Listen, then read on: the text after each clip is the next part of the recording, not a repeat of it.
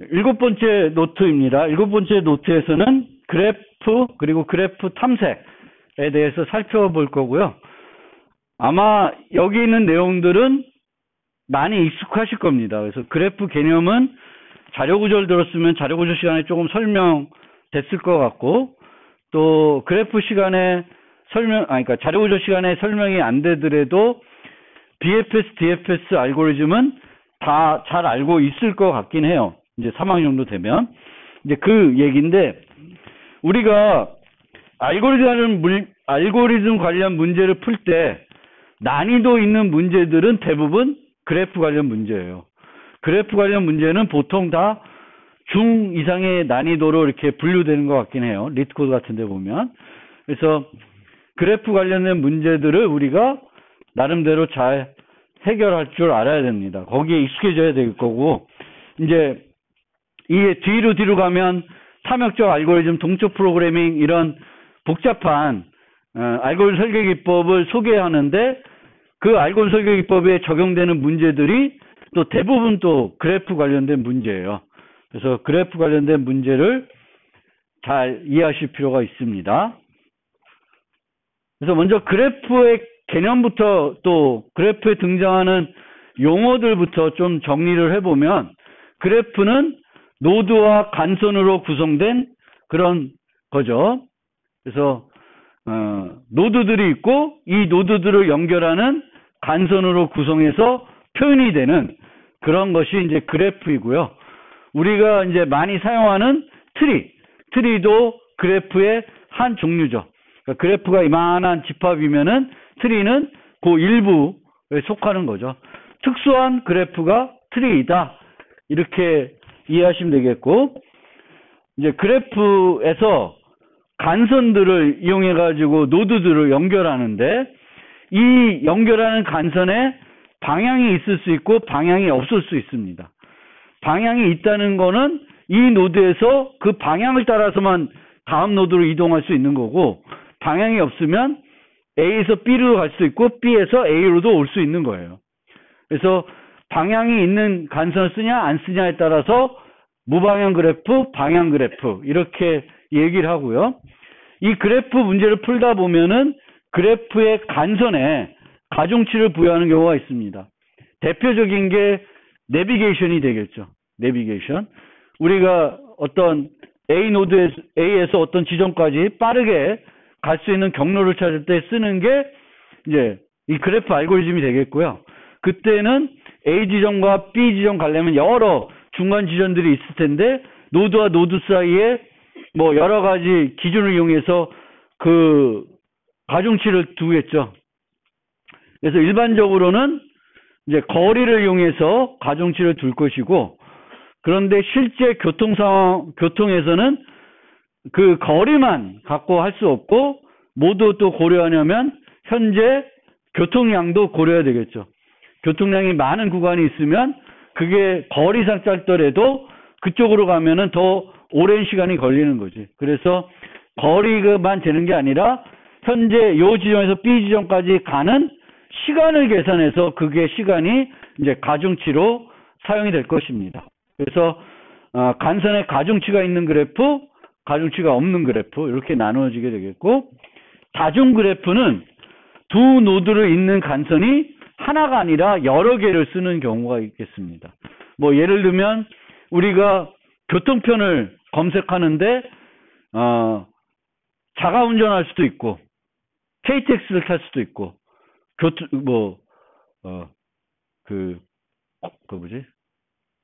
버스를 뭐라 그러죠? 시외버스가 아니라 뭐지? 하여튼 버스를 이용해서 갈 수도 있잖아요. 그러면 버스를 이용할 때, 기차를 이용할 때, 자가 운전할 때 그 비용들이 다 달라지겠죠.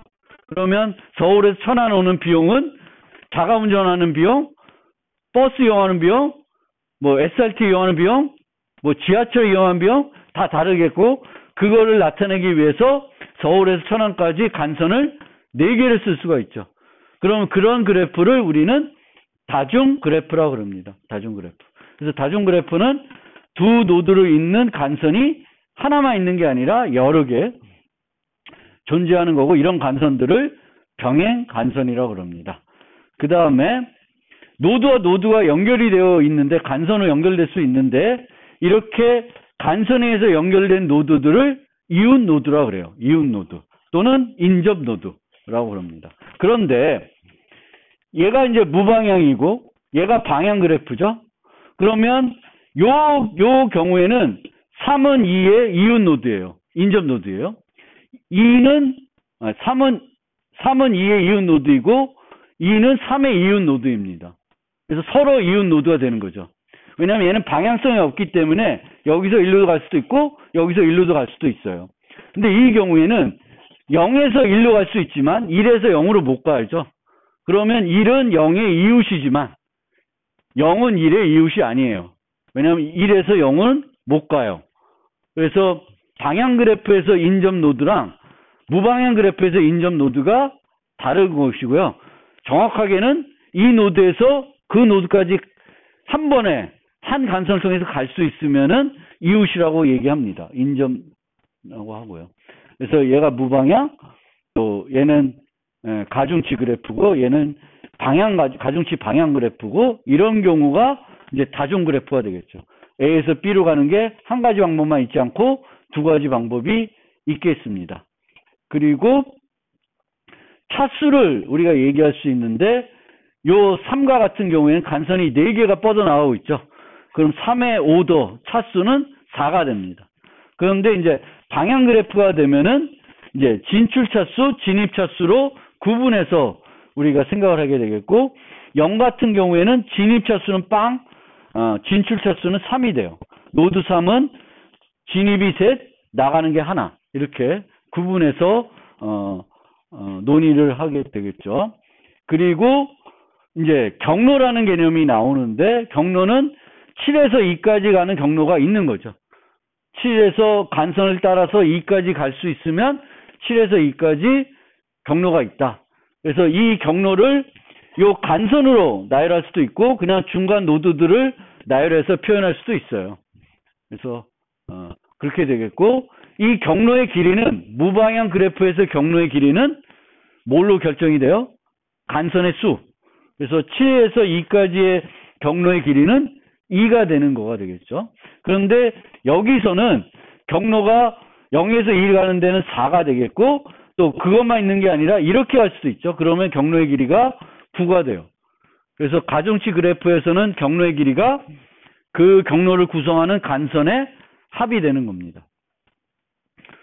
그래서 우리가 보통은 이제 이 응용에서 많이 찾고자 하는 거는 최단 경로를 많이 찾고자 하는 거고요. 최단 경로는 주로 우리가 이런 가중치, 양의 정수만 있는 가중치에서는 뒤에서 이제 살펴볼 다익스트라 알고리즘 갖고 구할 수가 있습니다. 그래서 노드의 차수, 경로를 얘기했고 경로 중에 우리가 단순 경로, 심플 패스라는 개념이 있는데 심플 패스는 경로에서 똑같은 노드를 한 번만 거쳐가는 거예요. 두 번 거쳐가지 않습니다. 두 번 거쳐간다는 것은 한 번 반복된다는 거죠. 그래서 그런 경우가 아닌 것을 우리가 단순 경로라 그러고 항상 단순 경로가 아닌 건 거기서 단순 경로로 바꿀 수가 있어요. 그러니까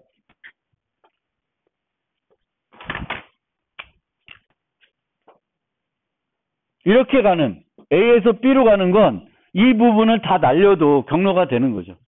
그리고 얘가 더 짧겠죠, 항상. 그렇죠? 그래서 우리는 보통 찾는 건 단순 경로라 그러고 그 다음에 여기서처럼 얘를 기준으로 얘가 쓰이면 이렇게 가서 이렇게 다시 오잖아요. 그러면 그거를 우리가 주기라 그래요. 사이클이라고 그래요. 사이클. 그래서 이 주기가 없어야지 또 필요한 거니까 우리가 구할 때 주기. 그 다음에 연결 그래프라는 개념이 있는데 연결 그래프는 한 노드에서 다른 노드까지 그러니까 그래프에 있는 모든 노드를 우리가 살펴봤을 때 어떤 노드를 꺼내든 두 개의 노드를 꺼냈을 때 이 노드에서 이 노드까지 경로가 존재하면 이제 그 연결 그래프라고 그래요. 근데 무방향 그래프에서는 이렇게 끊어진 애가 없으면 연결 그래프가 돼요. 이거는 연결 그래프가 아니죠. C로는 갈 수가 없잖아요. 근데 여기에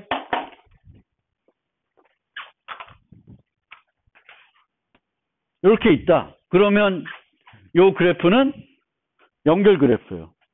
그렇죠? A에서 C로도 갈 수 있고 A에서 B로 갔고 B에서 A도 갈 수 있고 B에서 C로 갔고 C에서 B도 C에서 A도 다 갈 수 있습니다. 그런데 방향 그래프에서는 얘는 연결 그래프가 엄밀히 말하면 아니에요. A에서 C로 갈 수 있고 A에서 B로 갈 수 있지만 B에서 A로는 못 가고 C에서도 A로 못 가요. 그래서 이렇게 돼 있으면 연결 그래프가 아닙니다. 방향 그래프에서는. 그런데 그것 때문에 방향 그래프에서는 약한, 강한 개념으로 나누게 되겠고 요게 강한 연결 그래프예요. 이거는 일반적인 연결 그래프의 의미를 그대로 따르고 있죠. A에서 모든 노드 갈 수 있고 B에서도 모든 노드 갈 수 있고 C에서도 모든 노드 갈 수 있어요. 그럼 얘는 강한 연결 그래프라 그래요. 근데 얘는 강한 연결 그래프는 아니고 이런 애들을 약한 연결 그래프라고 하는데 어떤 경우에 약한 연결 그래프냐면 이 방향 그래프에서 방향을 다 없애고 살펴봤을 때 무방향 그래프로 바꿨을 때 연결 그래프면은 약한 연결 그래프라고 그럽니다. 그래서 강한 연결 그래프, 약한 연결 그래프라는 개념은 어디에 적용되는 거예요? 방향 그래프에서 나오는 용어입니다. 그 다음에 완전 그래프라는 게 있고요. 완전 그래프는 모든 노드가 인접 노드가 되는 그래프입니다. 인접 노드. 그러면 완전 그래프를 우리가 왜 생각을 해볼 필요가 있냐면은 요런 간선도 있을 수 있죠. 다른 노드 가는 게 아니라 자기 자신으로 가는 그런 게 이제 필요한 응용이 있어요. 근데 많은 경우에 이런 간선은 별로 안 쓰는데 이것까지 생각을 하지 말고 생각을 해봅시다. 우선은 그러면 이렇게 되면 이게 완전 그래프인데 이렇게 되면은 모든 노드가 다른 노드의 이웃이 됩니다. 한 번에 갈 수 있어요. 그거를 우리가 완전 그래프가 되겠고 완전 그래프가 그 다중 그래프가 아니면 그때가 뭐가 제일 많을 때예요. 완전 그래프가 되면 뭐가 제일 많을 때냐면 간선이 제일 많을 때입니다. 저거보다 간선이 더 많아질 수가 없어요. 다중 그래프면 뭐 다른 얘기고 다중 그래프면 A에서 B로 연결한 간선이 뭐 수십 개가 있을 수 있는데 다중 그래프가 아니다. 한 노드에서 다른 노드 연결하는 간선은 하나밖에 존재를 하지 않는다. 라고 치면은 완전 그래프 있을 때 뭐가 제일 많아요? 간선이 제일 많은 경우예요. 그래서 우리가 완전 그래프를 놓고 보면 최대 간선수를 계산할 수가 있습니다.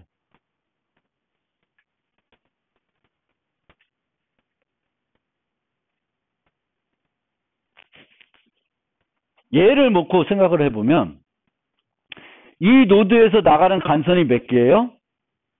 전체가 n개면 한 노드에서 나가는 간선이 n-1개죠.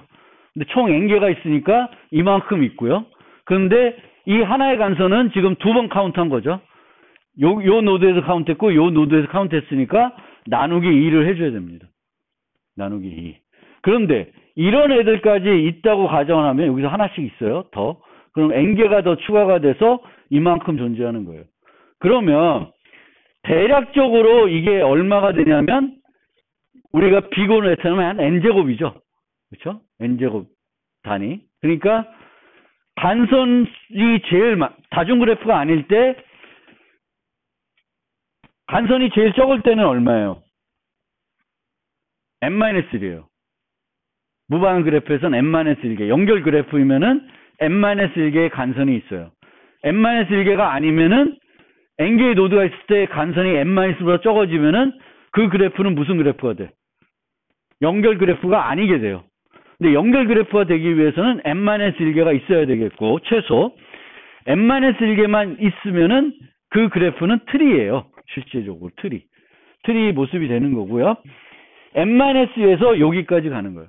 즉 그 간선의 수를 우리가 m이라고 놓고 노드의 수를 보통 n이라 놓는데 이 m의 범위는 n-1에서 이 정도, n제곱 정도 되는 거예요. n에서 n제곱 정도 된다. 대략적으로 우리가 얘기하면 간선의 수는 n에서 n제곱. 그래서 나중에 왜 그 얘기를 드리냐면 나중에 알고리즘이 이렇게 표현이 돼요. mn. 그러면 이제 다중 변수를 쓰는 빅5가 되잖아요. 그러면 이 m은 최대 몇 개가 있을 수 있어요? 대략 n제곱이 되죠. 그럼 이 오더는 n3승 정도가 되는 거예요. 그래서 이 정도 되는 비용이 되는 거죠. mn이라는 비용은 그거를 n으로 바꾸면 n3승 정도 되는 거예요. 그래서 그런 것들을 따지려고 이제 이 개념을 이제 살펴보는 거고요. 그 다음에 그래프의 간선수가 매우 많은 경우가 있고 매우 적은 경우가 있어요. 그래서 그거를 우리가 그래프의 간선수가 완전 그래프에 가까우면은 밀집 그래프라 그러고 최소수에 가까우면은 희소 그래프라 그래요.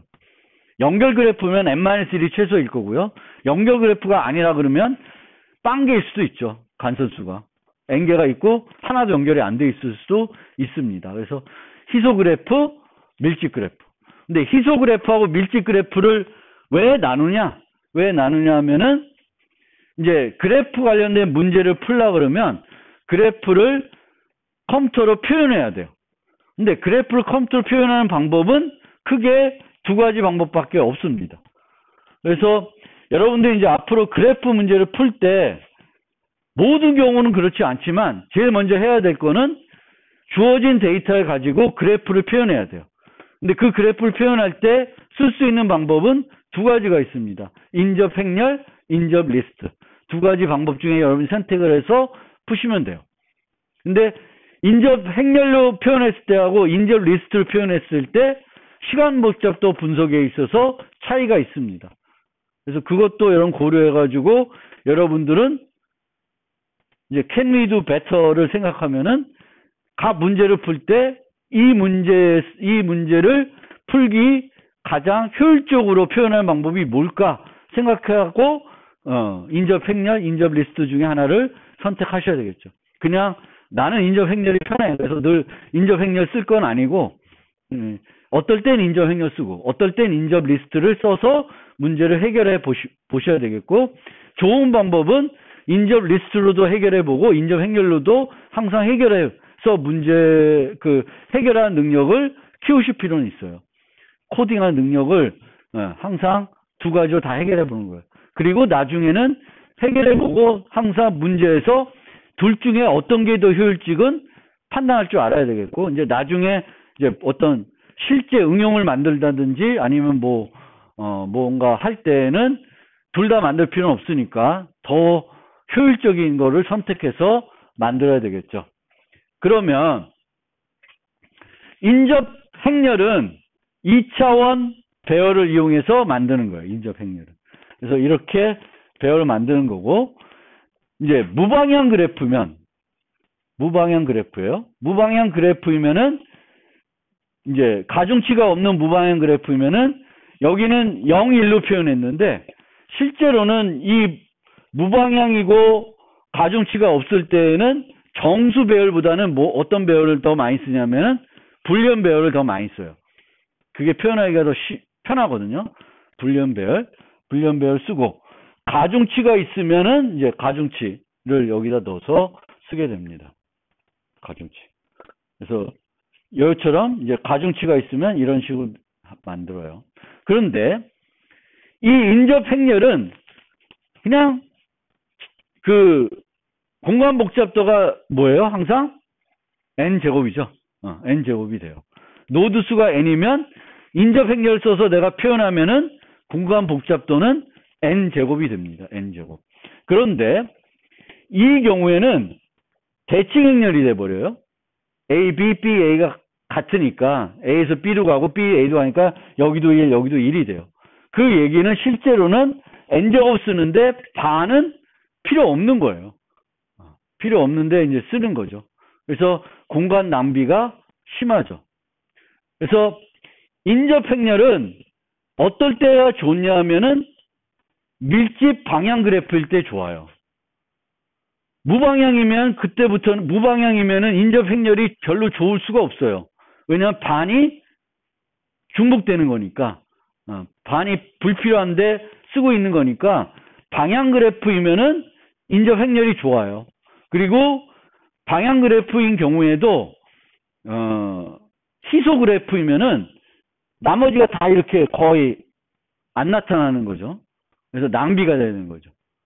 그래서 이제 인접 행렬은 언제 좋냐? 밀집 방향 그래프일 때 유리한 거고요. 문제는 이제 가중치 그래프에서는 이제 가중치를 이렇게 표현하는데 여기가 뭐예요? 간선이 없는 경우죠. 간선이 없는 경우예요. 그럼 여기다가 어떤 값을 대입할까요? 어떤 값? 이게 이제 가중치가 정수예요. 그럼 정수로 표현하겠죠. 정수로. 그러면 5, 4, 1, 1 요거는 이제 있는 거니까 되는데 얘네는 뭘로 표현해?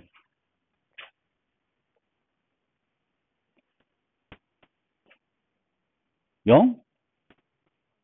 마이너스 1? 이제 이 가중치의 범위에 따라서 달라져요. 가중치의 범위. 그래서 가중치의 범위가 양수만 낸다. 그러면 내가 인트 배열을 쓰면은 마이너스 1을 많이 쓰고요. 음수도 양수도 다 된다.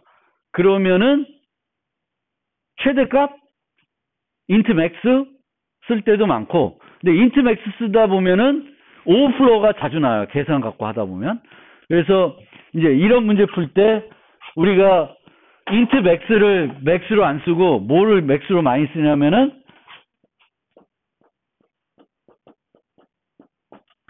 이런 값을 많이 써요.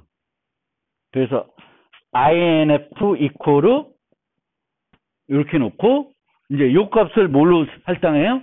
INF로 할당합니다. 근데 어쨌든 또 다른 방법은 뭐 이렇게 또 다른 방법도 있긴 있는데 저 방법을 안 쓰면 하여튼 가중치 그래프에서는 뭐가 고민이 된다? 간선이 없는 거를 어떤 값으로 우리가 표현할 것인가?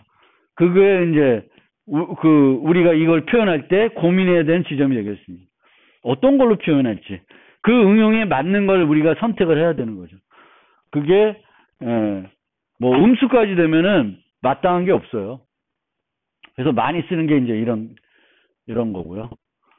그 다음에 인접 리스트는 이렇게 가는 거예요. 이렇게. 그래서 A에서 B, D 이렇게 돼요. 그런데 이제 인접 리스트는 공간 복잡도가 어떻게 되나? 공간 복잡도는 간선에 비례해요.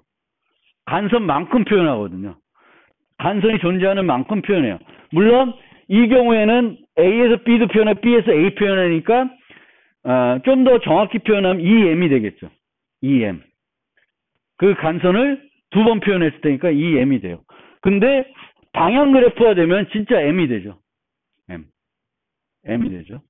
요 정보를 여기에 하나만 나타날 거잖아요. 하나만. 그러면 이제 여기가 우리가 만들면은 요거를 보통 연결 구조로 만들어요. 연결 구조. 근데 코딩할 때 또 연결 구조 쓰는 게 귀찮으니까 그냥 뭘 써? 배열을 써요. 그러면 공간 복잡도가 막 들쭉날쭉 해주는 거죠. 효과적이지 않게 들쭉날쭉 해줘요. 그래서 실제로는 원래는 배열 리스트를 쓰는 게 아니라 뭘 써야 되는 거예요. 인접 리스트는 연결 구조를 쓰는 거예요. 왜냐하면 그거만큼만 간선만큼만 나타내려고 하는 거예요. 그래서 인접 리스트를 쓰는 이유는 얘에 비해서 뭐가 전략돼서 쓰는 거예요? 공간을 절약하기 위해서 쓰는 거예요. 공간을 절약하기 위해 쓰는 건데 문제는 뭐냐면은 이 경우에는 진출은 이 정보에서 다 파악이 돼요. A에서 어디로 갈 수 있지? E. 알거든요. 근데 거꾸로 E로 들어오는 애들은 뭐가 있지? 하면은 없어, 정보가 여기. 전체를 다 뒤져봐야 돼요. 아, A에서도 2로 가고 M에서도 2로 가는구나. 전체를 뒤져봐야 돼요. 그러면 진입 정보를 알라 그러면은 얘 갖고 안 되고 하나를 더 만들어요. 역인접 리스트를 만드는 거예요. 거꾸로에 대해서 만드는 거예요. 근데 인접도 만들고 역인접도 만들 바에는 뭐가 나아? 그냥 인접 행렬을 만드는 게 나을 수가 있습니다. 그래서 이 기본적으로는 그 인접 행렬은 언제 좋냐면 방향 밀집 그래프. 그 다음에 인접 리스트는 무방향 희소일 때 좋아요. 그렇지 않다. 중간중간 어중간하다. 그러면 방향 그래프이면은 보통 뭐가 좋아요? 방향 그래프는 인접 행렬이 좋습니다. 방향 그래프는. 방향 그래프는 얘네들이 낭비가 되지만 중복돼서 표현되진 않아요. 무방향은 중복돼서 표현되니까 별로 좋을 수는 없는데 무방향에서는 역인접 리스트 필요 없죠. BD로 나가면 BD에서 들어오는 거예요. 그러니까 그 개념을 잘 여러분들이 파악해서 이제 활용하시면 되겠습니다.